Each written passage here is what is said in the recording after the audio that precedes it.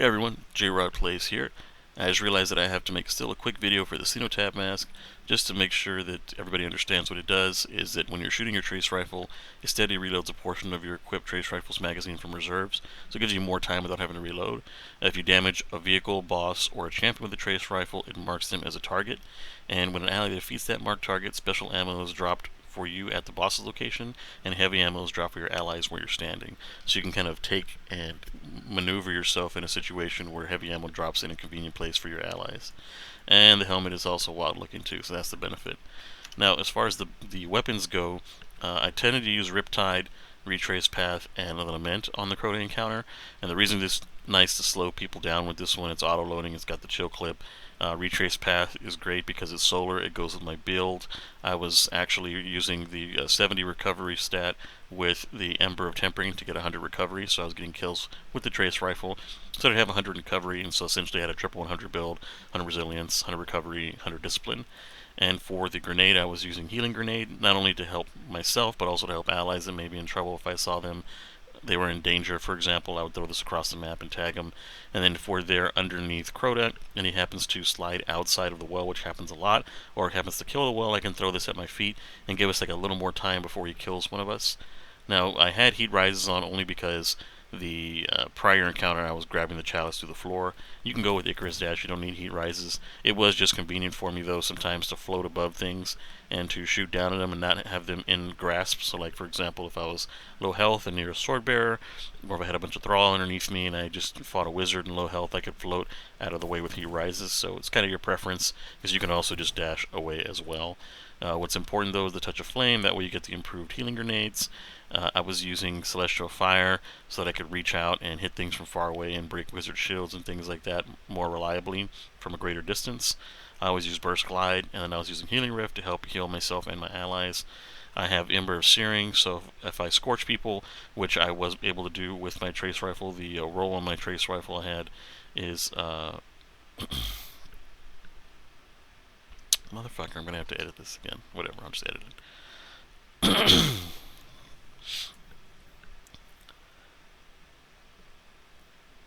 If I defeated them, like for example with my melee, they would drop a fire sprite, and that would also help get my recovery back. The fire sprite itself is going to give you some energy, and then this particular fire sprite itself is going to give you some energy, and then you get 10 recovery with this, so that helps with the build. Ember of Mercy is going to double up with that fire sprite and grant you restoration. Also, when you happen to revive an ally, you and they get restoration, which is very helpful. I wasn't necessarily banking on that part of it, but there was a lot of reviving, and there was a lot of that coming through, so it actually came in clutch sometimes. And you get 10 resilience, which is the real reason I have this, that and the restoration. And then Ember of Singeing. If I scorch things, then I get my classic ability back, and so that's helping me get my rift back. And so that's kind of the build that I was running. You can probably switch out this one here if you didn't really want to, depending on your role. So like a lot of people will run like an incandescent role in the retrace pass. I just happen to have frenzy on mine because I was trying to make sure that I was able to kind of mow through the orange bars in contest mode. And you can actually adjust this, and you can go with incandescent, and then that'll also help with the scorch and help kind of fuel everything. But I like my adaptive munitions and frenzy. It was pretty reliable for me, melting shields and things that were mismatched. And then of course the big difference when it comes to the Iriad encounter to Crota is you're going to be up in Crota's face, so you're going to have a Lament or you're going to have a Falling Guillotine. Those are going to be the two that I recommend. There is other Vortex frame swords that you can get, like the Iron Banner one for example I mentioned in the guide, and then there's one from the 30th anniversary. And I don't remember if any of the other ones are out there, but if you do have a Vortex sword and it matched up with your class and your build, go for it. Just the idea is to get the Relentless Strikes and the Whirlwind Blade setup. If you have a similar roll to this, that does almost as much damage as the Lament, but not quite. The Lament's still going to win out in that scenario. And now in the actual build itself, the artifact doesn't change too much. I did have this just in case I was going to run something strand like the Navigator, which I actually did. I'm just going to touch on that before I go into... And the reason why I had the Navigator on is, of course, because I was initially thinking I was going to have to help the person that was up there kiting Crota stay alive. The person that was up there kiting Crota stay alive. And so what I did is I had the Navigator on, I had the Falling Guillotine, and then from here I switched this out to the Royal Executioner. And so I had a Reservoir Burst Envious Assassin roll to make sure I had some additional damage out there.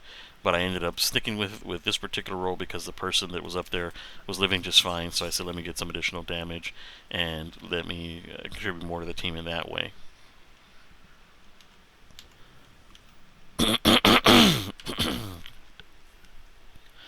Now on the helmet I was running double heavy ammo finder because we were just getting starved for ammo in general, and with me obviously everybody else had ammo, but I actually was the one that was lagging behind in the ammo department, so I was using the double heavy ammo finder just to make sure I had some additional sword ammo to go up there and help, and I'd just be spamming my trace rifle or my fusion if I was out. I was running harmonic siphon because both of my other weapons were solar. I've got focusing strike so that when I was using my class ability it was giving me I have focusing strike, so when I was using my melee it was giving me class ability energy back. Impact induction was doing the same thing but for grenade. And then I had heavy-handed just in case I did get a kill with my melee. I was going to have an orb there to help build up my armor charges, and it was just like a nice to have thing. I was running double arc resistance, and at times I was running concussive dampener, but once I got kind of used to the encounter I could switch out to loosened blade because I wasn't getting hit by things as much. But if you are finding yourself that you're kind of dying in this encounter for whatever reason, you can swap this out to concussive dampener. You'll take a hit on your damage because you won't have enough generation to keep up the normal lament rotation, but at least you'll be alive. And so having somebody alive to do damage versus having somebody dead and not in damage, it's worth losing the DPS that you would get from the Loosened Blade mod. And you can stack this multiple times if you're confident. As far as the surges go, of course, I was running Solar Weapon Surge so that if I wasn't the one popping the well, or we had multiple wells pop, which usually would happen, I'd end up still with orbs, and then I get that Solar Weapon Surge bonus from that. I was running Reaper anytime I cast my anytime I can't even talk. Anytime I would cast my class ability, I would then get another Orb of Power, which again would help feed the Surge mods, or feed the Special Finisher. Like if I was finding myself really, really low on Special, which I needed in order to mark the Sword Bearer so that my teammates could get heavy ammo, then I would use this. And then Proximity Ward is while I'm doing these finishers, I'm not as vulnerable, and this will also save your life if you're in the middle of it, like an Ogre for example, and a Wizard, and you finish the Wizard and the Ogre's beaming you, you're going to be fine because your shield's going to keep you alive, and then you can finish the Ogre. And so that's kind of the setup that I have there. Artifact wasn't super important. I was using Solar Strand combo, the Origin perk, which was useful if I had something that would actually take advantage of it, but it was just a fail to move along to the next column. Same thing with Diviner's Discount. Elemental Orb Solar, of course, a nice little additional bonus damage, and the Solar Orbs will Scorch, so that's going to help with the build. Communal Pickups, just in case somebody grabbed mine, that'll help me out as well. Refreshing Pickups, of course, to try to get your abilities back.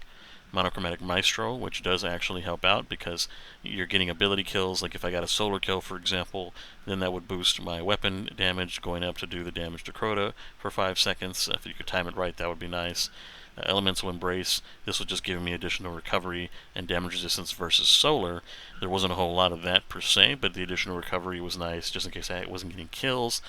When I got some type of restoration or anything like that, or an elemental buff like it talks about, it was going to give me that difference back. And they disabled pretty much everything else, so really your only choice when you're looking at the artifact from things that were not disabled was Frenzied Stacks and Rapid Fire Ranger, and there's no point in doing this because you're going to be too close. And Frenzy Stacks, I mean, how often are you going to get an Elemental Orb and get bonus damage on anything? So I just said, let me just get an Elemental Embrace. It's kind of passive. It'll take care of what it takes care of. And so that's pretty much the setup. Again,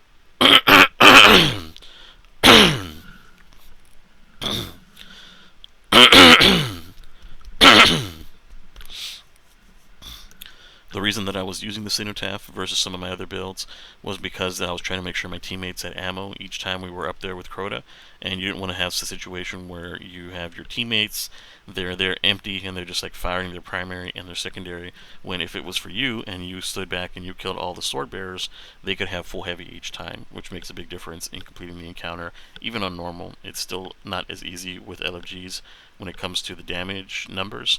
We still had to use all three of our all three of our damage phases, I believe, when we got the kill, and prior to it we almost got the kill as well using all three of the damage phases. So any little bit helps. This was kind of the sacrifice that I made for the team. Normally I was going to be running other builds, but this one has pretty good survivability the way that I set it up, and of course it's super helpful to get ammo for your team and to make sure that the encounter is completed. Not a bad sacrifice. So thanks very much again, guys, for watching to the end, and I'll see you guys in the next guide.